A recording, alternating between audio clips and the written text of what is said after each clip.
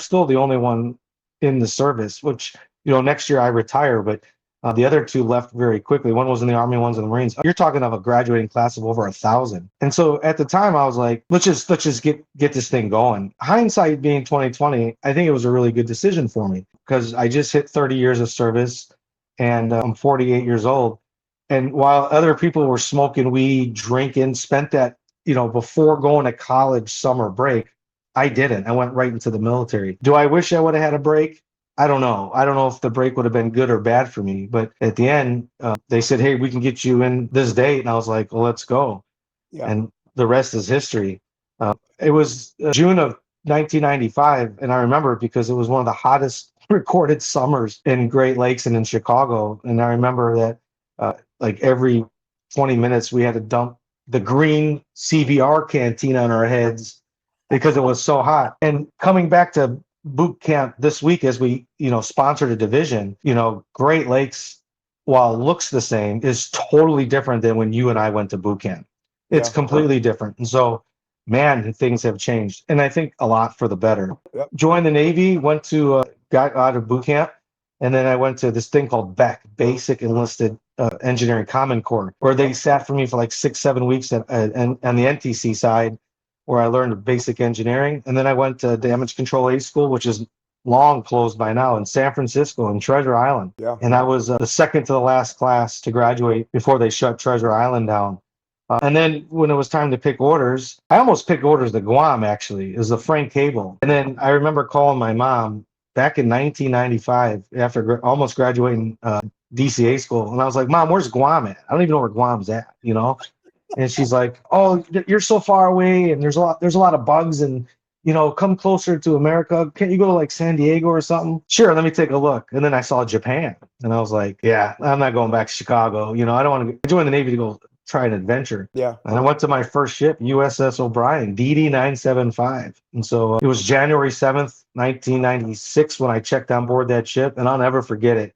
I'll never forget this. It was a Friday. I was in my whites. Back in those days, you were allowed to travel overseas in a uniform. And so I took my whites from California. Back in those days, you were able to smoke in the back of the plane too. Man, we've come a long way. Yeah. And so I get up there, I show up to TPU where the bus dropped you off. I'm by myself for like 30 minutes. Some chief comes up to me and says, "Who are you?" My name is, Fireman Recruit Kaszubowski. "What ship are you going to? What command?" "O'Brien." Next thing you know, there's an NC-1 there in a government van. They take me to the ship, my sea bag. They put me in supply berthing, not even engineering berthing. It was a middle rack in supply berthing. And so it was late at night. I kind of get settled, whatever that was. I'm in my rack, a little nervous, first time on a ship. Don't even know where to navigate. Don't know how to get to the mess decks. They just threw me in a rack. It was late at night. And I'll never forget, I heard a bunch of supply guys, "Where's that new kid at? Let's go get that new kid." And I was like shaking. I was like, "You got to be kidding me. No way." And so they didn't get me. They picked me up the next morning. The rest is history. You mentioned something earlier, Dave Singer. Dave Singer was my first chief in the United States Navy. Very cool. We're now retired Master Chief Dave Singer. DCC Dave Singer was my first chief in the Navy, and he was a tough cookie. I learned a lot from Dave. I could talk a lot about Dave, but he was tough and interesting. And then the rest is history. And I remember going through INSERV. It was the first inspection we went through. Back in those days, we had OBAs. And you remember guide rods, and I do. Those things are so hard to change out, and you just did what you were told.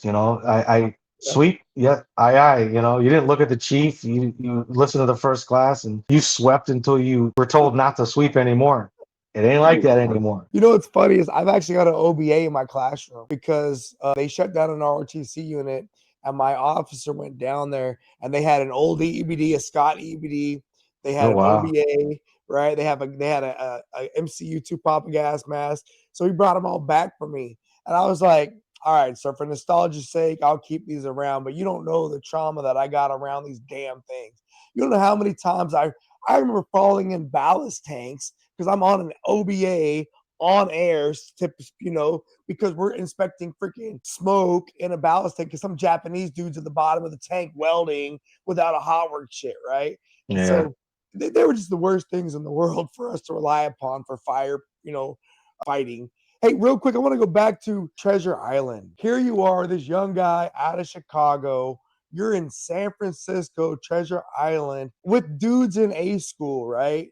Which you're all young, you all got paychecks, you're all going through this cool damage control school, and you're sailors now. Did y'all go out and get some liberty? Interesting. In 1996, or 95, excuse me, after graduating boot camp, I think I graduated around December of 1995. But for 2 months, I was at Treasure Island. That was my first experience at Fleet Week. That's a good time to be there. It was, and it was interesting. So they had to, the sailors were asked to go do a parade and stuff like that. They took volunteers. So me and a couple of buddies rose our hand. And I remember going by Pier 39 in Treasure Island, on San Francisco, Pier 39, the wharfs.